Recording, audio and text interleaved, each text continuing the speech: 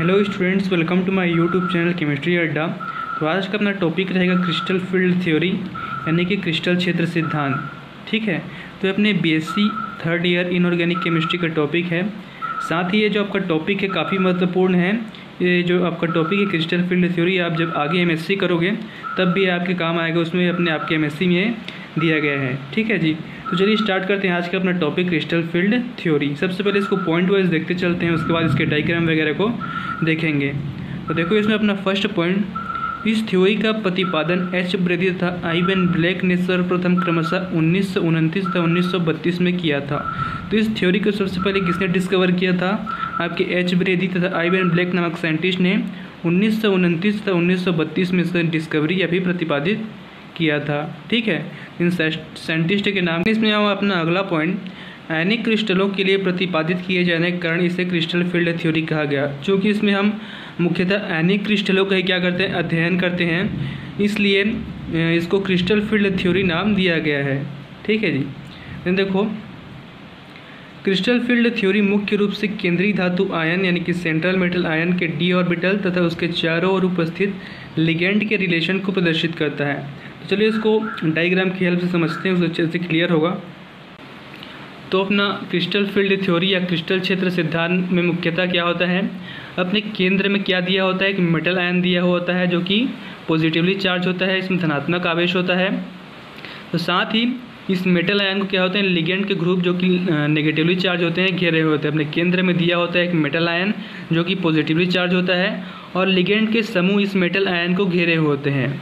ठीक है जी, तो इसी मेटल आयन और लिगेंड के बीच जो विभिन्न रिएक्शन और एक्शन होंगे, इसी मेटल आयन और लिगेंड के बीच आपको जो विभिन्न रिएक्शन एक्शन होंगे, इसी की अध्ययन को हम लोग क्या कहते हैं, क्रिस्टल फील्ड थ्योरी या क्रिस्टल क्षेत्र सिद्धांत कहते हैं। ठीक है जी, तो समझ में आया होगा आई होप। तो चलो इसमें और कुछ महत्वपूर्ण बिंदुओं को देख लेते हैं, उससे अच्छे से क्रिस्टल फील्ड थ्योरी आखिर होता क्या है आपको समझ में आ जाएगा। ठीक है जी, देखो मेटल आयन के सभी 5d ऑर्बिटल इक्वल एनर्जी रखते हैं। तो जैसे कि अपना जो मेटल आयन है जो कि केंद्र में उपस्थित है, इसमें क्या होता है 5d ऑर्बिटल होते हैं जो कि इक्वल एनर्जी रखते हैं। ठीक है, देखो फिर जब लिगेंड मेटल आयन के पास पहुंचते हैं तो लिगेंड के lone pair of electron D orbital में उपस्थित इलेक्ट्रॉनों को प्रतिकर्षित करते हैं।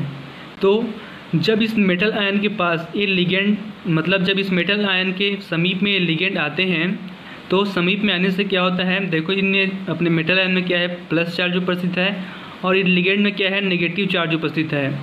इसी के कारण प्लस में प्लस चार्ज और नेगेटिव चार्ज उपस्थित होने के कारण इनमें क्या होता है, विभिन्न आकर्षण और प्रतिकर्षण क्रियाएं प्रारंभ हो जाती हैं। ठीक है जी, इसी को इस पॉइंट में कहा गया है। देन देखो इसमें जिससे डी ऑर्बिटल की एनर्जी बढ़ जाती है, इक्वल एनर्जी वाले डी ऑर्बिटल भिन्न एनर्जी वाले डी ऑर्बिटल ग्रुप में डिवाइड हो जाते हैं। तो जब इस मेटल आयन के पास लिगेंड आते हैं, जब इस मेटल आयन के समीप में लिगेंड आते हैं, तो होता क्या है, अपना जो मेटल आयन में डी ऑर्बिटल उपस्थित होती हैं, डी ऑर्बिटल उपस्थित होते हैं, तो इस लिगेंड के समीप आने से क्या होता है, इस डी ऑर्बिटल की एनर्जी बढ़ जाती है। ठीक है, एनर्जी बढ़ जाती है तो क्या होता है, अपना जो डी ऑर्बिटल है जो एक समान एनर्जी उसके पास था, तो भिन्न भिन्न एनर्जी ऊर्जा स्तर में क्या होते हैं, बढ़ जाते हैं। इसको हम आगे इसके एग्जाम्पल से देखेंगे किस प्रकार से अपने मेटल आयन के डी ऑर्बिटल में क्या होता है, इसके एनर्जी बढ़ जाने से भिन्न भिन्न ऊर्जा स्तर में बढ़ जाते हैं। ठीक है, देखो फिर अपना अगला पॉइंट देखते हैं, अपना क्रिस्टल क्षेत्र विपाटन या फिर क्रिस्टल फील्ड स्प्लिटिंग। देखो कि अपना क्रिस्टल क्षेत्र विपाटन का जो एग्जैक्टली डेफिनेशन क्या होता है यहाँ पर उसको देखने वाले हैं। देखो यहाँ पर मेटल आयन के 5 इक्वल एनर्जी वाले डी ऑर्बिटल के निकट लिगेंड के पहुंचने से विभिन्न एनर्जी वाले ऑर्बिटल के समूह में विभाजन क्रिस्टल फील्ड स्प्लिटिंग कहलाता है। तो जैसे अभी मैंने बताया कि इस मेटल आयन के पास क्या होते हैं, डी ऑर्बिटल उपस्थित होते हैं।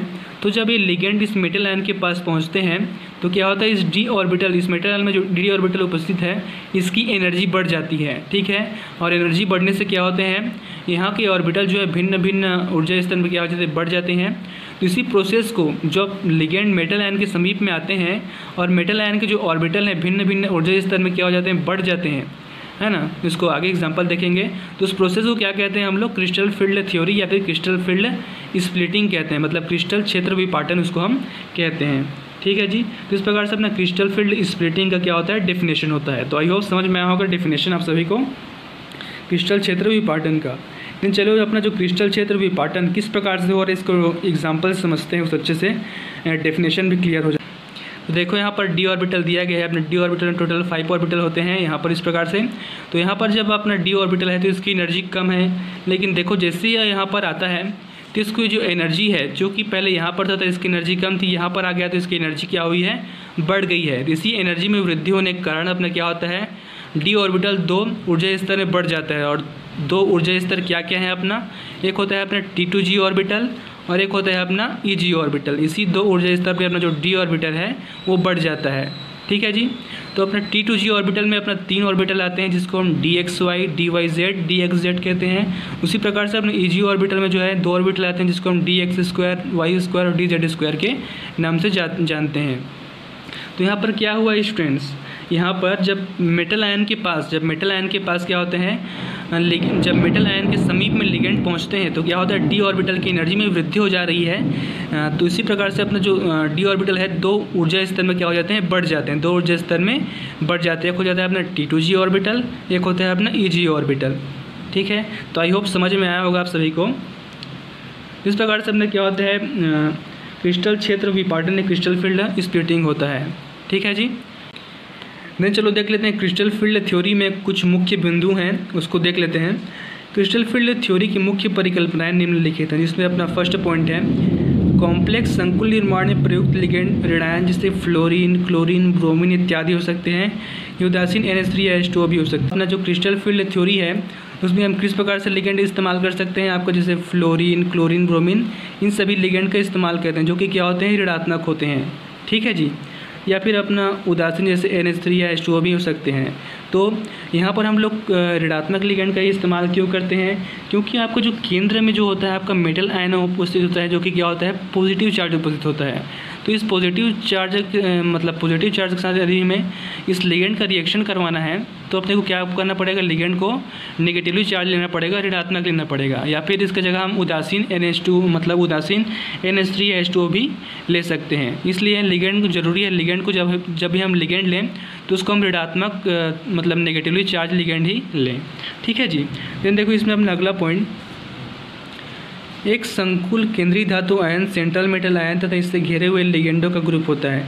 तो अपने एक संकुल में, एक कॉम्प्लेक्स में क्या होता है, एक मेटल आयन उपस्थित होता है और इस मेटल आयन को लिगेंड के जो ग्रुप होते हैं घेरे हुए होते हैं, ठीक है जी। देन देखो कॉम्प्लेक्स निर्माण के समय लिगेंड अपने ऋणात्मक सिरे की ओर से मेटल आयन की ओर अग्रसर होते हैं। तो जब भी अपना ये वाला जो लिगेंड है इस मेटल आयन के पास अपने जो है ऋणात्मक सिरे की ओर से क्या होते हैं, आते हैं। अपना जो लिगेंड है इस मेटल आयन के पास अपने जो है ऋणात्मक सिरे की ओर आते हैं और क्या करते हैं, कॉम्प्लेक्स का क्या करते हैं, निर्माण करते हैं, ठीक है जी। इसी को इस पॉइंट में कहा गया है। देन देखो अपना अगला पॉइंट, लिगेंडों के केंद्रीय धातु आयन की ओर अग्रसर होने पर मेटल आयन के डी ऑर्बिटल की एनर्जी में वृद्धि हो जाती है। डी ऑर्बिटल की एनर्जी में वृद्धि होने के कारण डी ऑर्बिटल भिन्न भिन्न ग्रुप में डिवाइड हो जाते हैं, ठीक है। तो इस प्रकार से अपना क्या होता है, क्रिस्टल फील्ड थ्योरी, क्रिस्टल क्षेत्र सिद्धांत होता है। तो आई होप ये लेक्चर भी आप सभी को समझ में आया होगा, ठीक है जी स्टूडेंट्स। ये था आज का अपना टॉपिक क्रिस्टल फील्ड थ्योरी।